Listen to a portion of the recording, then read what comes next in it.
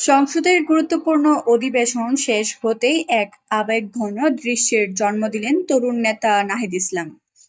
সহযোদ্ধা সার্জিসের অসুস্থতার খবর পেয়েই কোনো দেরি না করে সরাসরি হাসপাতালে ছুটে যান তিনি। জানা গেছে, হঠাৎ শারীরিক অসুস্থতায় হাসপাতালে ভর্তি হন সার্জিস। খবরটি ছড়িয়ে পড়তেই উদ্বিগ্ন হয়ে পড়েন সহকর্মী ও শুভাকাঙ্ক্ষীরা। আর এর মধ্যেই সংসদীয় ব্যস্ততা শেষ করে হাসপাতালে পৌঁছে যান নাহিদ ইসলাম। হাসপাতালে পৌঁছে তিনি সার্জিসের শারীরিক অবস্থার খোঁজ নেন, কথা বলেন চিকিৎসকদের সঙ্গে এবং পরিবারের সদস্যদেরও সান্ত্বনা দেন। এই সময় তাদের মধ্যে দেখা যায় গভীর বন্ধুত্ব আর সহযোদ্ধার প্রতি দায়িত্ববোধের এক অনন্য উদাহরণ। উপস্থিতদের মতে, রাজনীতির বাইরে এমন মানবিক দিকই একজন নেতাকে করে তোলে সত্যিকারের বড়। এদিকে সার্জিসের শারীরিক অবস্থা বর্তমানে স্থিতিশীল বলে জানিয়েছে হাসপাতাল কর্তৃপক্ষ।